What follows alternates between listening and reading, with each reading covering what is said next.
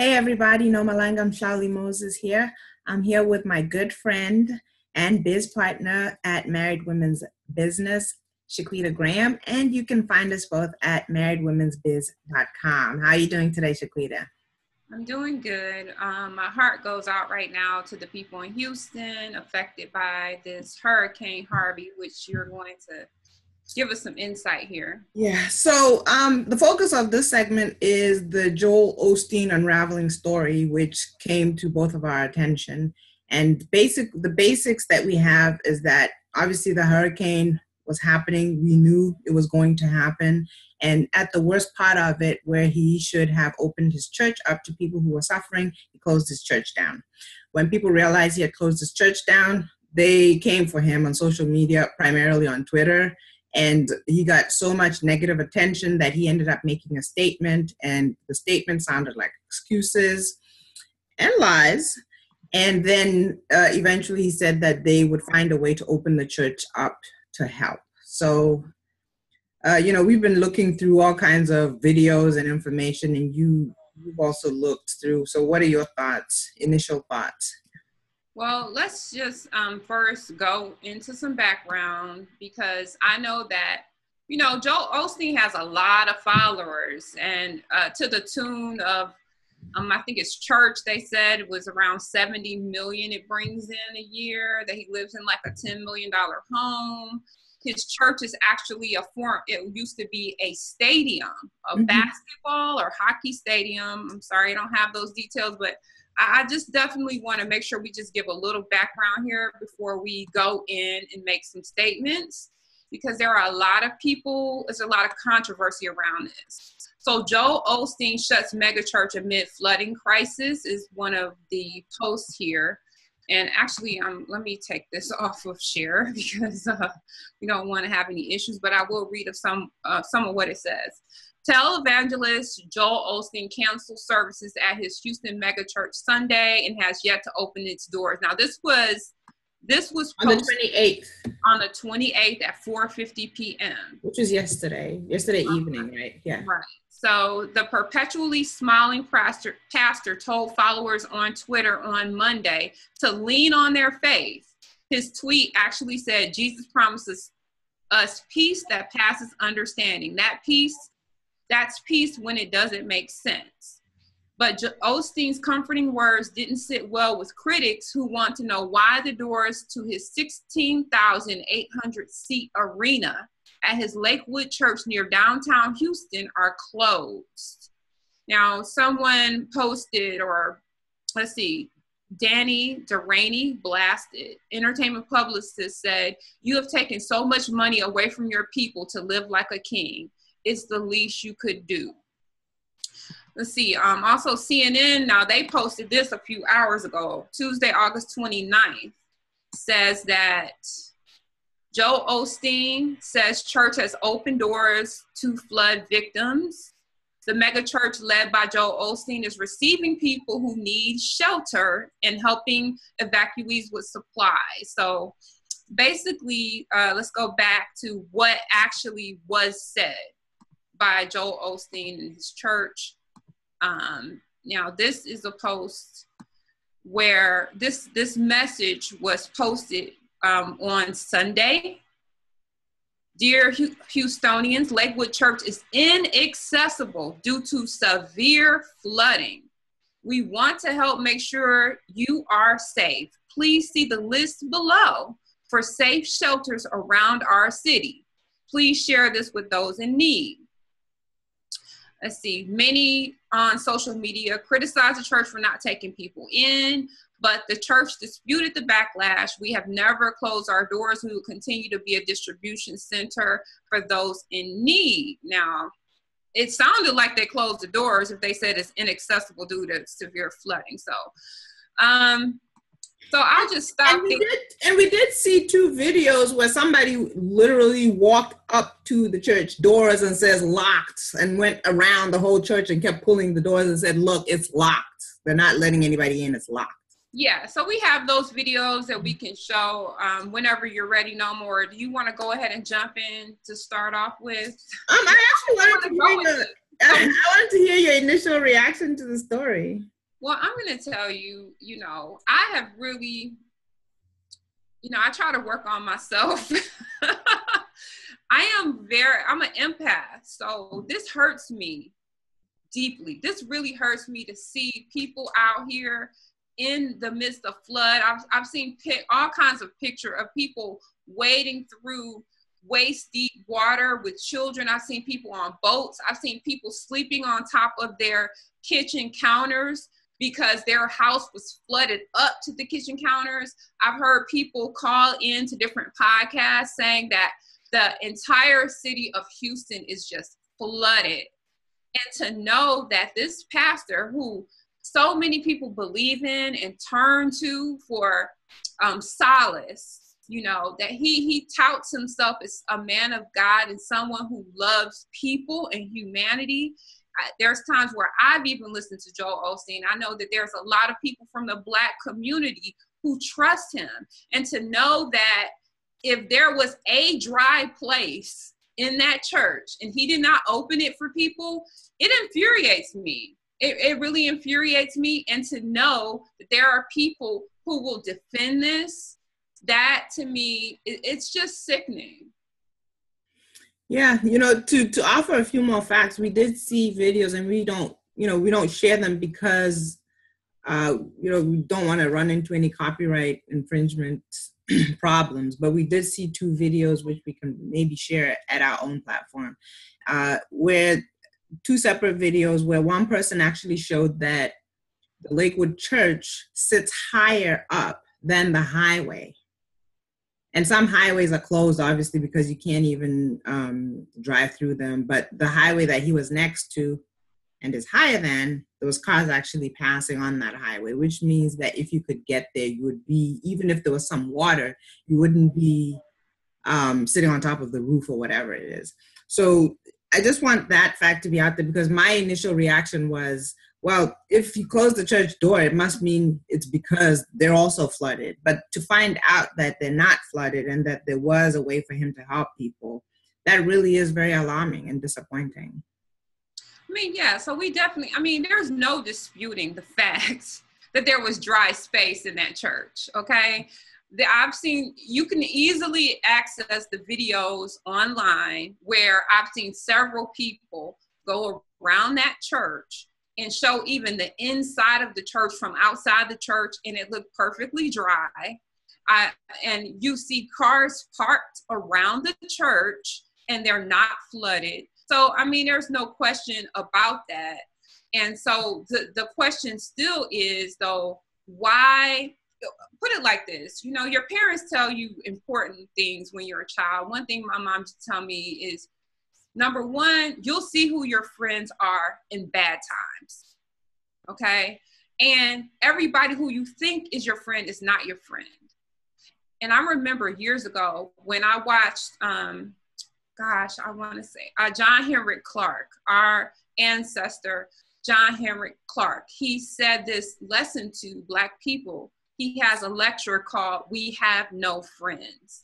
And I think this is, beyond trying to criticize Joel Osteen, people had problems with a lot of institutions not being available to help Houstonians as they felt they should be helped. And then we also you and I talked about Sierra Leone and the tragedy there, and how when these crises happen, people of color are much more susceptible to danger, despair, and death at these times. And I think that's what we need to focus on, because by now, if you don't know who you can count on, that's a major issue that we need to address in our community. We are all we have.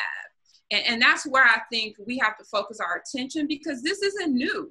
We had Red Cross issues in Haiti. We had several foundations doing these types of things in Haiti and Katrina. We have to relinquish our trust in these institutions that have a history of harming us, deceiving us, and neglecting us. And, that's just to start with. Yeah, outright abandoning, yeah, because that's in essence what he did. And we talked a little bit when we were still producing for this segment about the fact that Joel Osteen has a huge congregation, granted, but a large part of that congregation is Black people who saw his place as a place of worship, fellowship, all these other things. And unfortunately for them, you know, he may recover and open the doors and they may go there, but he already showed his face. And I come from a Christian household. And the most basic thing about Christianity is helping people, the people in need. And then the other thing is one of the reasons, and this is not discussed enough, one of the reasons why churches don't pay taxes is specifically because they're supposed to be a place where people can find help, or they're supposed to be a place where it's for everybody to use, and that's why they don't get taxed, or at least that's one of the reasons. So this was a really bad call on the part of Joel Osteen, and we're being kind because we're, not really saying everything we feel or think. And again, I'll just agree with what you said, Shaquita, and say that for me, this is just another reminder. I get it. I sound like a broken record at this point. It's just another reminder that all this talk about, what the government should do or what so-and-so should do and so on, you can talk about it and you can pursue it. I won't criticize you for that. But if you're not doing something collectively amongst specifically Black people in this country to fortify your homes, your community, your finances, everything, you're going to always be the most vulnerable, just like we're going to see when this finally settles down. Yeah, I can't say all the things that I feel because this thing, it cuts deep, not just because it's Joel Osteen. It's just these types of things happening to our community over and over. These institutions constantly failing us, and we continue to believe in them. We continue to trust in them. We continue to cape for them. I did a more in-depth video that you can find on Dr. Boyce's channel about the Black church and why they get a lot of criticism. And I'm not saying all of them, but Paula White just came out in vigorous defense of Donald Trump, number 45, President Cheeto. Joel Osteen has made statements about him in favor, I would say, at the very least. In defense. In favor number 45. And, we keep relying on these institutions headed by people who may be, that we should suspect to be white supremacists, okay? Well, at this point, we're not just suspecting. If we can follow the sequence, I'm sorry to interrupt. If we can follow the sequence of recent events, right? Some Nazis decided that they were not going to hold back and they were going to tell us exactly how they felt. And they touted the First Amendment, right? And they went on their rampages, which they called free speech. They did that. People got killed and hurt. And then Donald Trump came out and said, look, they're just doing what they need to do. Everybody's at fault, meaning they are not at fault. That's really what he was dressing up. And then you have Joel Osteen and Paula White saying Donald Trump is an excellent leader and we should believe in him and this and that. I mean, you can follow that train of thought and arrive at the fact that if Donald Trump will defend Nazis and white supremacists, and Joel Osteen will defend Donald Trump, and Paula White will defend Donald Trump, then we can, through logic, right, assume that they will defend white supremacy, or they are defending it.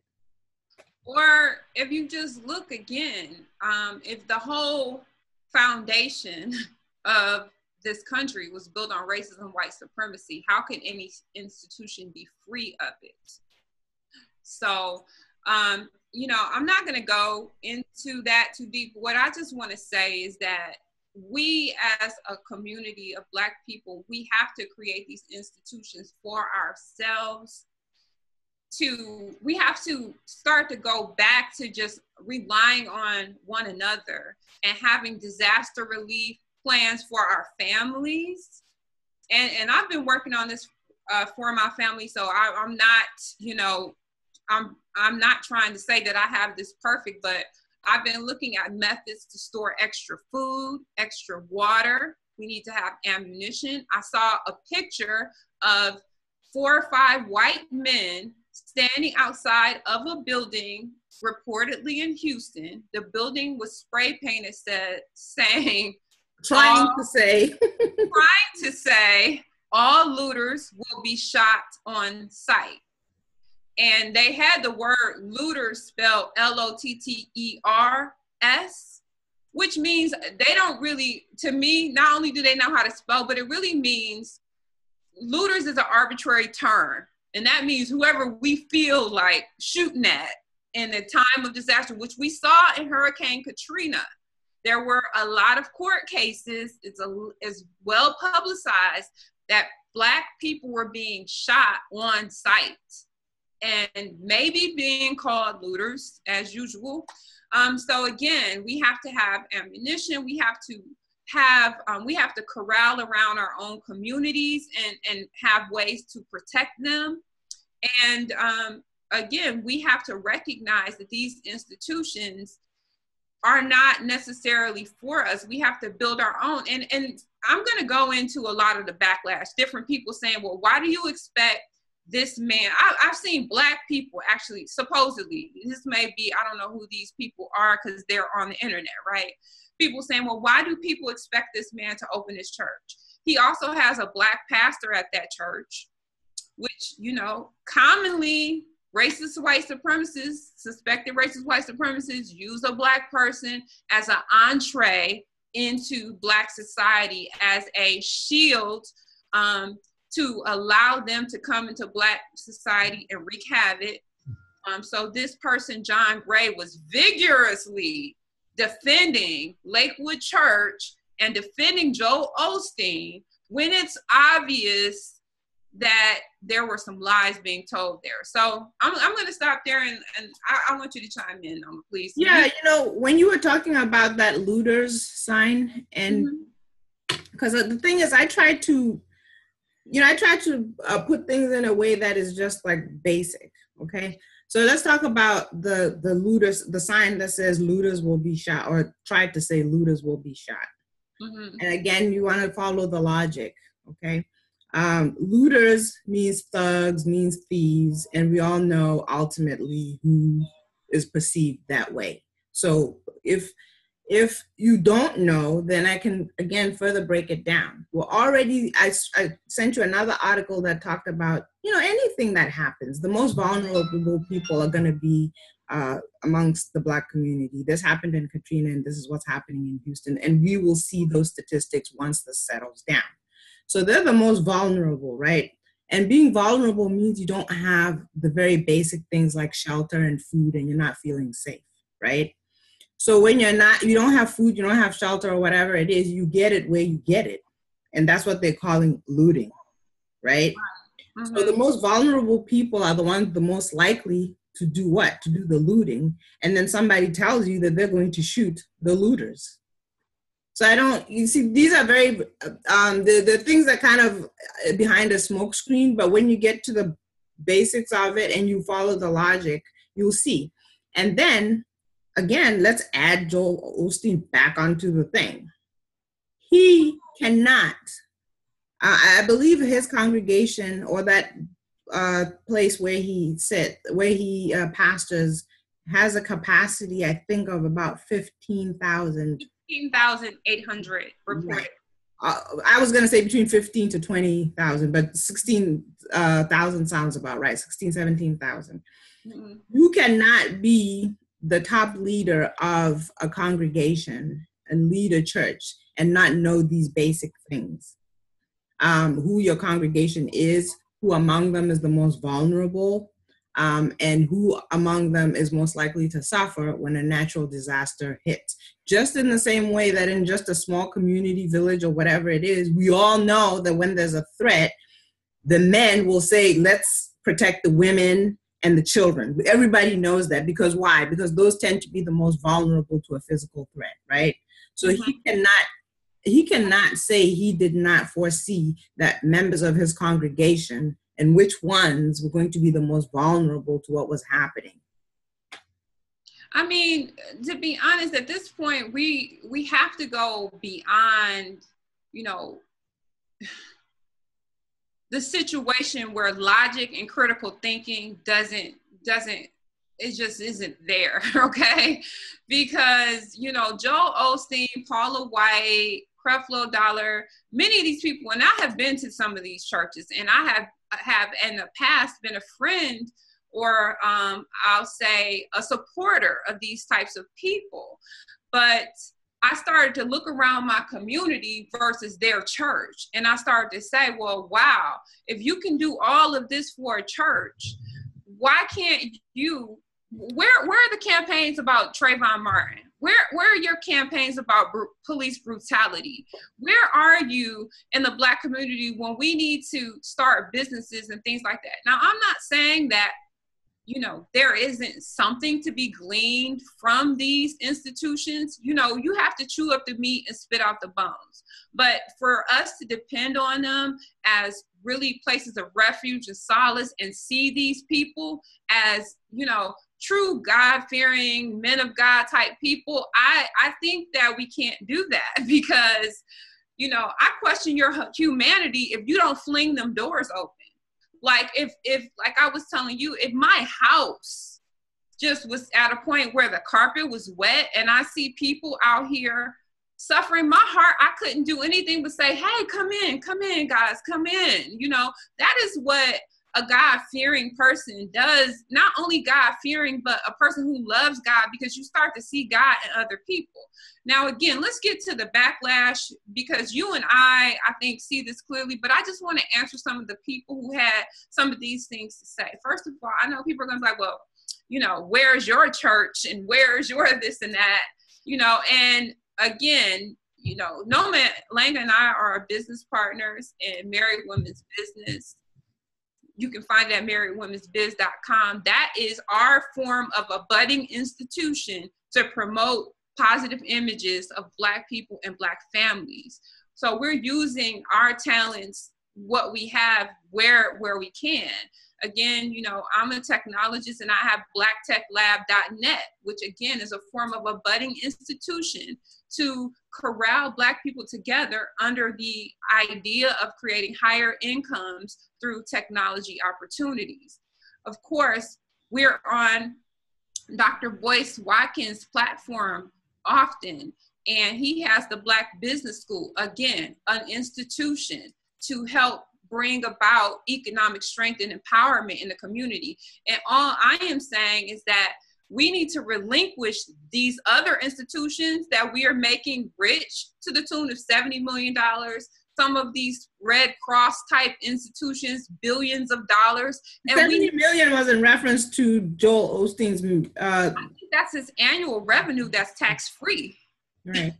So, I mean, if it's not that, it's around that. And we need to forsake those institutions, and we need to start giving back to institutions who care about us and who are doing things that will help strengthen us for generations to come. And I think that's the main point. You know, there are people out there who are in social service realms that can, you know, they're using their talents to help the Joel Osteens and the Red Crosses of the world. Maybe they could get together and create organizations for our community as a side business that they're building or something like that. You know, that is what I get out of this. And then you have, let me just read a little bit of what this Black pastor, you know, people just really, you know, I just don't think that Black people should cape for people who have racist, white supremacist tendencies just because you're getting paid by them. We see this over and over again, and this is a major pitfall, and why I think, you know, we're not as further along in our struggle against oppression as we should be. And so John Gray said, this was on August 28th, he said, for the people spreading lies about my church, if we could get there, we would open the doors. Well, why were there pictures and videos of people at the church in the parking lots and no flooding and the doors being locked? Okay. Then he confronted this pastor, John Gray, confronted a Twitter user saying, the Twitter person, Brad, said this so-called Christian lied about why he won't help his drowning brothers and sisters in Houston. And then John Gray says, you should always call a man a liar to his face. You can find me at Lakewood. The moment the doors open, we'll serve the poor together. Now, see, this is the BS that infuriates me, because you didn't respond to what he said. That you know, this so-called Christian lied about why he won't help his drowning brothers and sisters. And if you were a real Christian, you would just say, you know what, we made a wrong call here.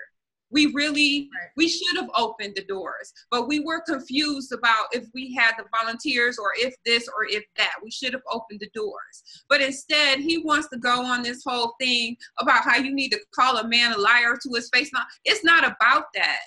You know, and this, again, I don't care about Joel Osteen, because I'm not one to rely on people like that. But I do care about the fact that we have, number one, people who defend suspected racist white supremacists. Number two, a collective in our community that is supporting these types of institutions that deceive and forsake us, instead of corralling around one another and creating institutions that we can depend on. Right. And it's not just about just only institutions. I agree we should have institutions, but I really think that we need a culture and systems that will lead to us thriving. Because if you think about the fact that this guy, the pastor that you're talking about, he's on code. You know, his bread and butter, his bread is buttered at Lakewood, or Lakewood is his bread and butter. So if he feels like somebody's attacking them, he's going to defend them, because that's where his loyalty is. And I think what you were kind of saying was maybe we should reconsider where we place our loyalties, because his loyalty is obviously to Lakewood, regardless of what Lakewood does. And I think that, and again, I said this before a number of times. I talk about the culture that you create. If you have loyalty to nothing, if you create nothing, if you don't fortify yourself. And the thing about it is, I'm not a money grubbing person, but I recognize that when you don't fix your finances, not just you, your family, but collectively, you do become the most vulnerable people. And even the guy who's defending Lakewood right now, that's because that's probably what his paycheck is tied to. That's probably where he makes his money, or he somehow ties it to his well-being and how he sustains himself. So he can't say anything against them. He just can't. I mean, but okay, it's one thing, and this is why because again, we all are in some way supporting a system that's built on racism, white supremacy. Is for the most part, for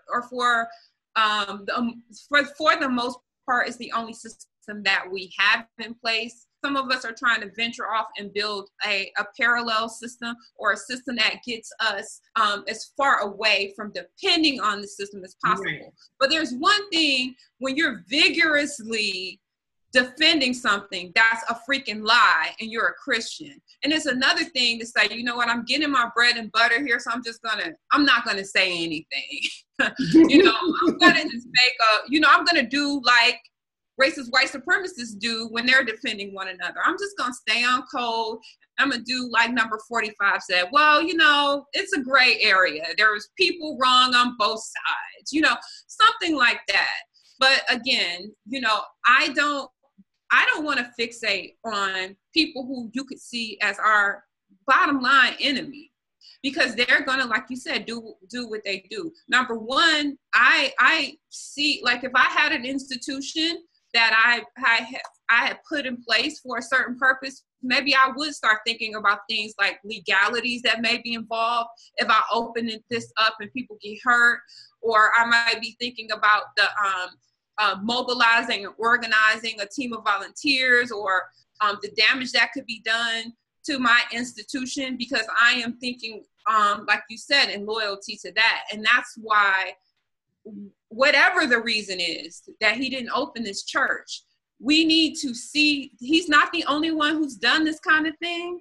We need to see that as a sign that we have to have our own things that are focused on loyalty to us. Right. And that's just my major point. You know, I'm not really trying to just come against Joel Osteen, because Joel Osteen, I just see him as somebody doing what he does. You know, he's basically a motivational speaker. T.D. Jakes, Paula White, the Coon pastors, all of that, they are a part of a system that they have accepted positions in, and they're playing their role. But when are we going to play our role and have so much self-respect and self-love for one another, see God in one another to the point that we say it makes sense to build something for our people and for generations to come? I have to, at some point, fault us, you know, fault me when I am not focused on, you know, creating and building for myself, knowing that there's nobody who's going to take care of me and love me more than me and those that look like me. And that is where, this is what this shows us again. Right. And, you know, that's the essence of our message. If people really pay attention, that's the essence of our message, regardless of what is going on. Mm-hmm. And it's basically to stop just living in a mode of trying to survive and do things on a day in and day out basis that are going to get you to the point where you're thriving. Because I don't really want to live a life where surviving is all I'm doing and then exit while just surviving. Right. And unfortunately, some people really never get out of that cycle and pattern of just surviving. So I really like what you said, because it does take our focus off of, you know, these horrible things and put it back on what we can do or what we should do. And, you know, we've done numerous videos where we got very specific about exactly what to do. And we don't have all the answers, but certainly for the things that we do know, we do share those things. And we use our own body of work, experience, knowledge, education, whatever it is, to share with people and say, this is what you can do. But, you know, this is the last thing I'll say about Lakewood Church and Joel Osteen or what have you. I guess what I'm really struggling with is that this is a pastor, or a leader. This is something that, you know, we live in the first world with all the tools and measurements and what have you, so that we know ahead of time when something like this is going to happen. And they knew that this was going to happen. So to say that they didn't have enough people to work and they didn't have enough food and supplies or what have you was really a weak excuse. And I will directly say it, that I hope that in the next few days, they will issue some kind of apology because they made the wrong decision. And they will at least be able to say, we made the wrong decision and we've corrected it and we've opened up the doors, rather than defending and attacking and all this other stuff. And that, you know, that's all I'll say about it. Well, to wrap things up, I want to say, I hope they don't apologize, so that everybody can continue to see their true colors. And maybe that will open some people's eyes who support them every week, giving them 10% of their earnings that they don't even have in their own savings account. So if a disaster happens, they could buy a bottle of damn water. Okay.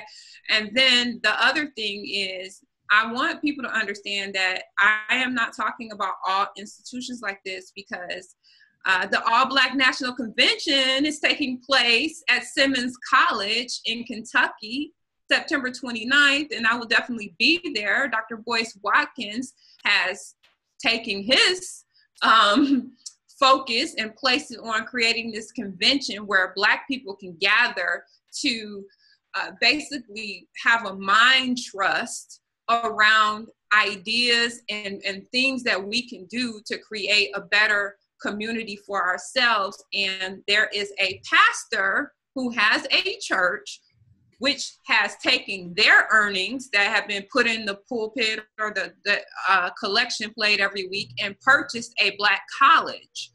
These are the types of institutions that I love, that I believe in, that I stand by. So that is a beautiful thing. And also remember that when you're speaking about institutions and having the finances that you need to prepare yourself for a disaster, technology careers can help you do that.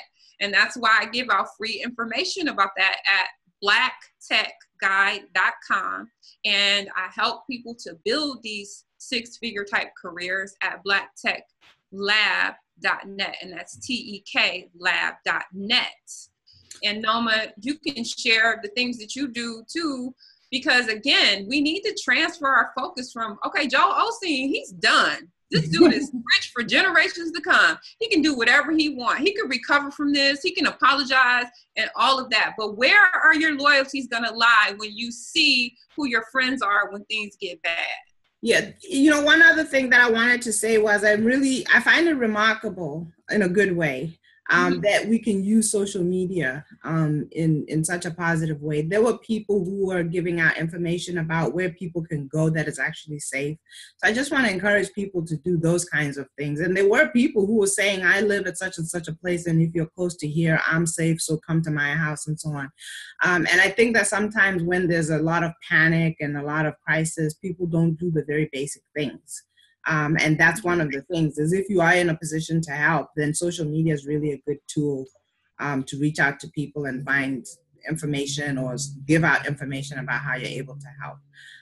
But in the long run, you know, Shaquita mentioned a few things, but in the long run, I encourage you guys to visit us at Married Women's Business. One of the things that we really had in mind when we created that platform was we wanted to really invest our time, our resources, our efforts, experience, education, everything into building a platform that spoke specifically to uplifting Black people, Black families, Black wealth, and the Black community in general. And we continue to do that. And that's why we show up every week to talk about what's happening in our communities. So, you know, thank you guys for those of you that do visit, and to those of you that do listen. And of course, thank you, Shaquita. Thank you, Nomalanga. I think we've wrapped it up, guys. Thank you for viewing, and for the haters, too bad. No, I'm just playing. I'm just playing because I know people are going to be mad about us talking about Joel Osteen. Yeah, they're going to love you. You mentioned T.D. Jakes too. I was like, oh, they're going to get her. So there are people going to be in the hearings, but I hope that people do take the message in the spirit in which it was intended. Yeah. So thank you guys. We'll see you next time.